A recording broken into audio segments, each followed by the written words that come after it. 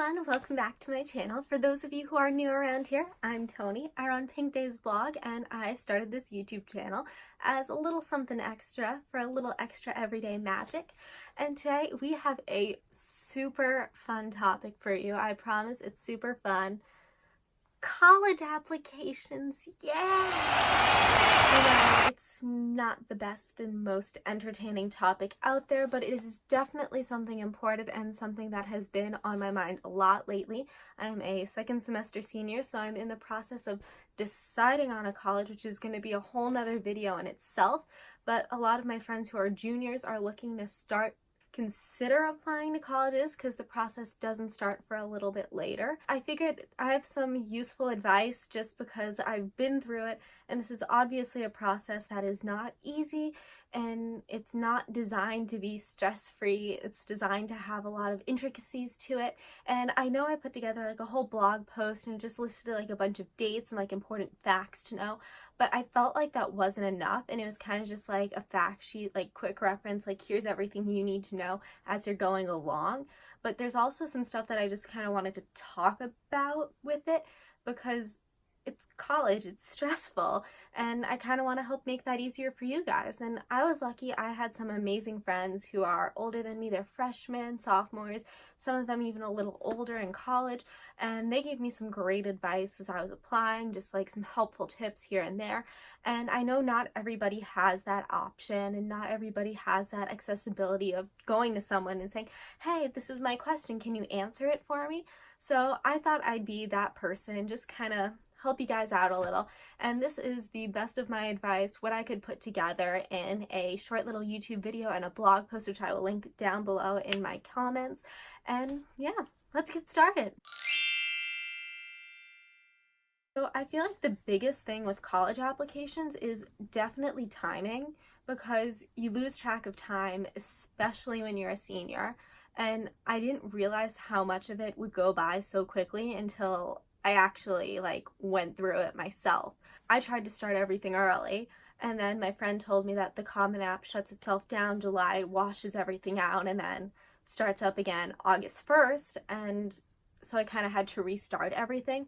But the essay was up earlier, so I could start thinking about that, but it was very time consuming to go through the Common App step by step, because what it is there's a few different tabs. And the first tab is like all your personal information, and there's 8 sub tabs or so on there. So like it's all your personal information, it's your family's information, and it's just like a bunch of annoying, stupid little details that you have to share.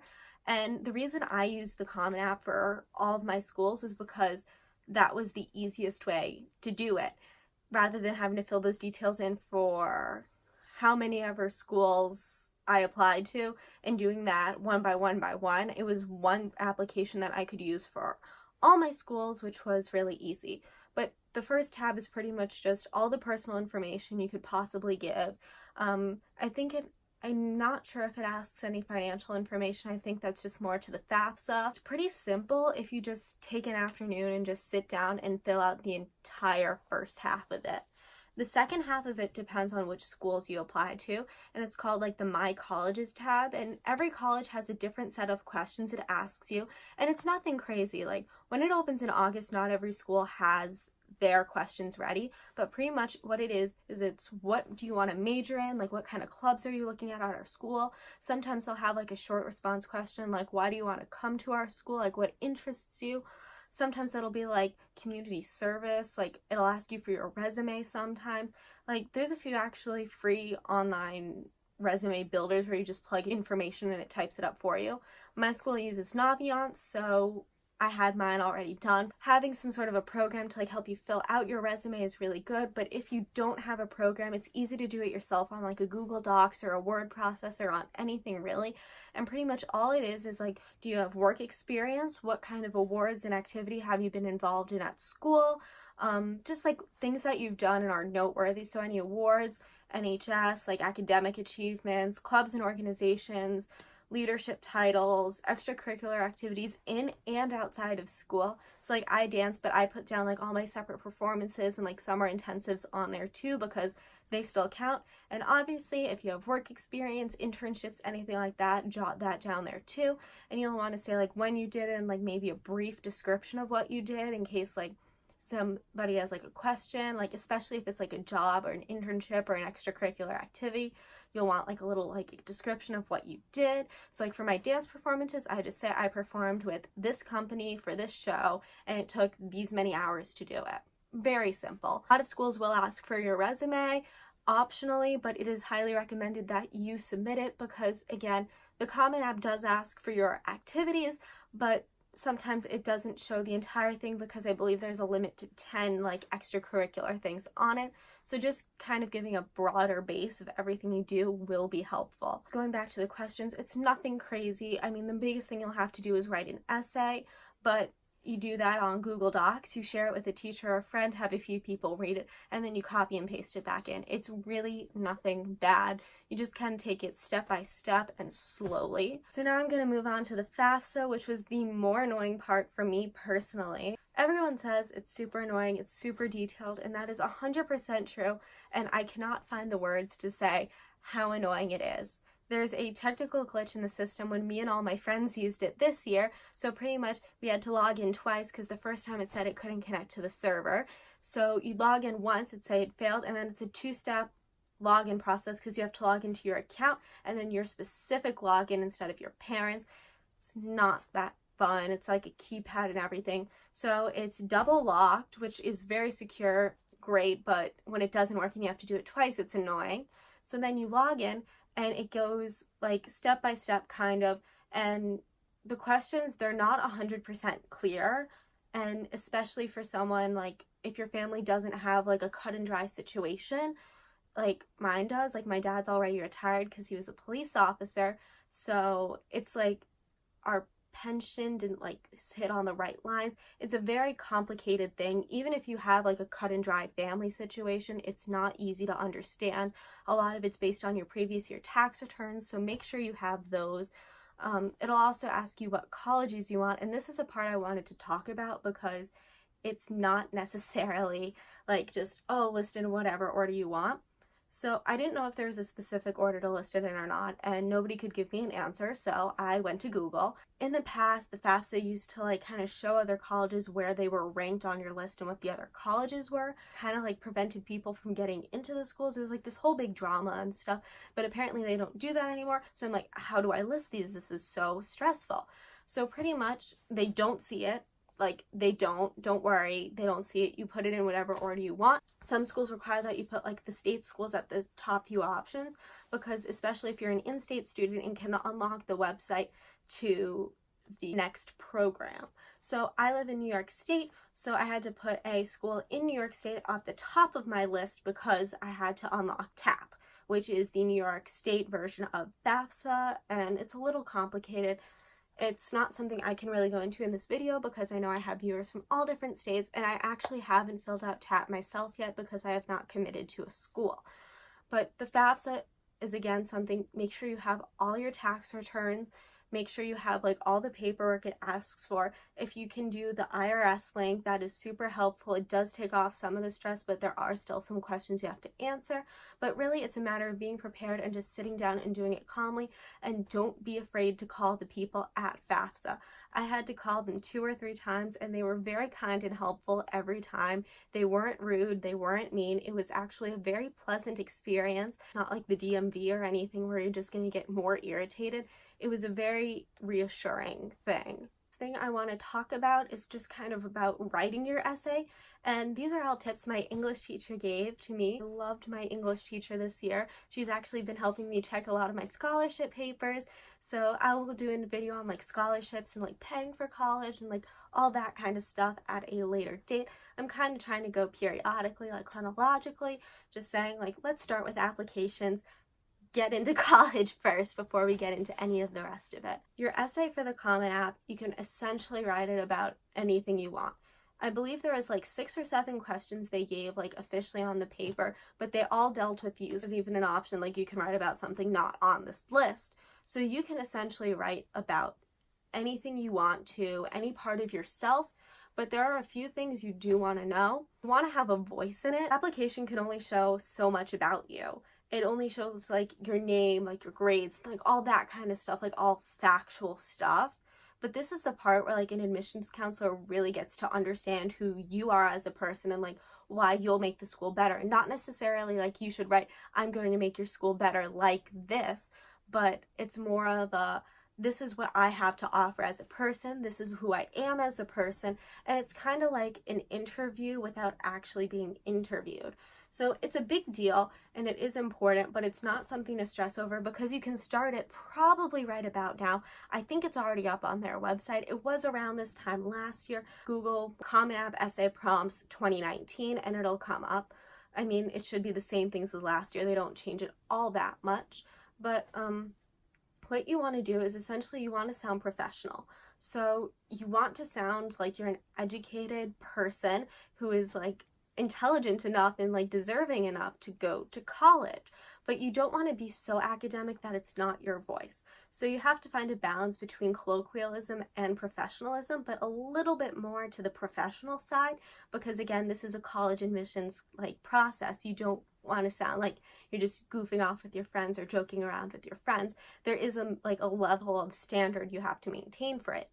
And you also don't want to write a sob story about your life. You don't just want to say it. So like if you have something that's upsetting or depressing about your life, like a sad story or something, don't just tell the story. Tell how the story has shaped you and made you a better person or what you've learned from it. It's a lot about learning and growing as a person because that's what college is all about. So you want to kind of reflect those values in your paper a little bit. There is a maximum to how much you can write, and it's surprisingly low. Like you'd think it's some big maximum, but it's not. And a lot of people do go over it. So you do want to be cautious of the word count. Let it scream you. Like, what do you want these people to know about you? So for me, it was about dancing and like how that shaped my life and led to other passions in my life and how it's made me a better student and a better person. The other thing you just want to know, I forgot to say this earlier, is that you want to be creative with it because admissions counselors read a whole lot of essays. Just think of all the other students that are applying. So you want to make your essay stand out and have them remember you. So you want to have like a catchy kind of opening, like whether it's an anecdote or like some sort of like catchy opening where you think it's like it's something but you want to read more. You want to grasp the reader's attention. It's the same as any other essay. You want to make sure people are going to pay attention to it because if not, they have plenty of other essays that they'll probably remember more about. I also feel that fee waivers are a really big deal and something you guys should know about. So pretty much when you take the SAT, the PSAT, and I even believe the ACT, I never took it, so I don't know. There's an option to sign up for something called Student Search Service. And I feel like the description of it is really bad because it pretty much just says it'll allow schools to contact you with more information about their school. But what it pretty much is it's schools contacting you based on your scores, that like saying, hey, you should come to apply to our school, you should look at it. And you do get a lot of emails and paper mail, but there is one big benefit to it. When it comes to application time, a lot of schools will give you fee waivers. And for those of you who don't know, nothing about college is free, not even the applications. Most of them range from about $50 to $80. So it does add up, but thankfully I got fee waivers to all of my schools that I was applying to, except for one, which was a state school. Schools typically don't give a lot of free stuff out, so there was no fee waivers, but it was only $50 to apply, so it wasn't that bad. I applied to a bunch of schools though, and all of them were free. Some of them came in emails, some of them came from going to different events of like schools I was interested in, and then a few of them I had to call the school and just say, hey, do you guys do a fee waiver? Is there any way I could get one? And pretty much every time they said yes. So that was only for my schools. I don't know about every school out there, but it definitely does not hurt to ask. The worst thing they can say is no, but if it saves you a couple dollars, it is definitely a huge help. And also, I actually found some pretty interesting like things because they'll also send you mailers about not only their school, but just about like generic tips about college, and like they'll even send you some free like gifts and stuff too. It's a pretty good program to sign up for, and it doesn't take anything. They just, if you don't feel comfortable giving out like your name, your email address, and your home address, like if you don't feel comfortable with College Board giving that out, like, don't sign up for it, no worries. But if you're fine with that, like, there's nothing bad that comes out of it. It's definitely worth signing up for. I just want to talk about my college experience, like application experience, a little bit last, because I feel like I've covered everything I want to talk about, but I feel like I'm forgetting something at the same time. So as I said earlier, I started early, and that was a big mistake on my part. I should have just waited for August 1st, and I did, and it ended up being better because I just sat down and I got it all done, and it wasn't anything bad. I mean, a few things like I didn't really have, like when my parents graduated from college, but like that's okay. So I kind of just went through that in August, and I did my first application in September and my last in October, I believe. So I got done pretty early. I decided to do all early action, and that's because I wanted to be done early and then have the time to decide. And at that point, I was also still going to be a dance major, so I wanted to get my auditions out of the way early. And some schools, you actually had to apply early action to be a dance major. But now I'm a communications major, and that actually helped because I was able to find some schools as I was reconsidering things in October have the option, which I'm very grateful for. Early action is one of the best things I did in my college application experience. Oh, that's what I wanted to talk about. The differences between application types is a big thing. So I applied early action to almost all my schools. Some of them only had rolling decision as an option. So pretty much early decision is you apply, and if you get in, you have to go there. That's the easiest way to put it. They typically have a similar deadline to early action. It is earlier on, it's in the fall, and if you get in, you have to go to that school. You're pretty much committed. You sign a statement saying that you're going to go there, and I believe there are very few circumstances where you can get out of it. I don't really know what they would be. I believe they're more financial or like family emergency, but I'd have to like talk to an admissions counselor about that. Every situation is different. Early action is like regular, just average Joe, except early. And I liked that because I would A, know earlier, so I'd have more time to decide and look at things, but B, there's more scholarship money available because the earlier kids didn't get it already. You are the early kids, so you get it early. And it's kind of just like the school still wants to entice you because they know that you're not committed there yet. So it's just like regular decision, except it's early. Regular decision is just your average Joe. You have a deadline, you have to submit it by then, and you find out like February, March-ish. Most of my friends are finding out right about now, and they're getting into so many of their dream schools, so I'm very proud of all of them. But regular decision is just like super easy. It's just what you think of. And then the last is rolling decision.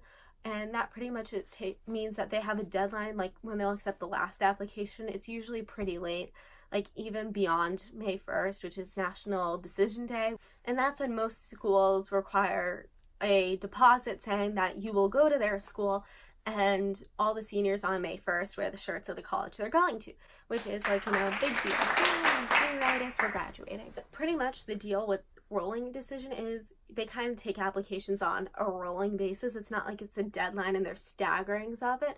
They'll pretty much get back to you, I believe, within 2 to 3 weeks of whenever you submit your application. So it's kind of coming in on a rolling basis, and they're kind of turning it out on a rolling basis as well. None of the application decisions are bad necessarily. It's more of a what you want. I personally don't recommend early decision because it's very committing, and if you change your mind, you can't really. And my friend who did early decision told me this, so I believe it's true. I'm not 100% sure. Don't quote me on this, but just a general idea. She said early decision candidates tend to get a little less money than early action candidates because they're committed to the school. So it's not like they're trying to give extra scholarship money to say, hey, come to our school and not someone else's. You're going to their school. Okay, so back to my application process. I did my first application late September. The rest of them, I think I was done by the end of October, beginning of November. And then I slowly started hearing back November and December, and then I also got a few back in January. I actually got into all the schools I applied to, so I'm very happy. My options are wide open, but I'm still narrowing down my choices. I think I'm getting close to a decision, but we'll see. So that is all my advice for college applications. As I said earlier, I'll link my blog post down below. That's more of like quick facts and like definitions and everything you need to know. This video is more of an emotional kind of thing, like what do you really need to know, just like let's sit down and chat about it, because it is stressful, but it doesn't have to be. I hope that I can be helpful in your college applications, because I know having someone there to answer all my questions was really helpful, and I hope I can be that kind of figure for you guys. So if you have any questions, please don't hesitate to reach out to me. I try to be very open and friendly and helpful. So if you have any questions about anything at all, especially college related, I'm here for you guys. I will be posting some new college videos soon about like deciding where you want to go to school, and I've put up a bunch of blog posts already about like visiting colleges and that kind of stuff. So I have some more posts coming, and then once I'm further done with my high school experience, I'll probably put a few posts about that too. So be sure to stay tuned, subscribe to my channel, be sure to like this video too. I really appreciate it if you did, and I'll see you guys real soon.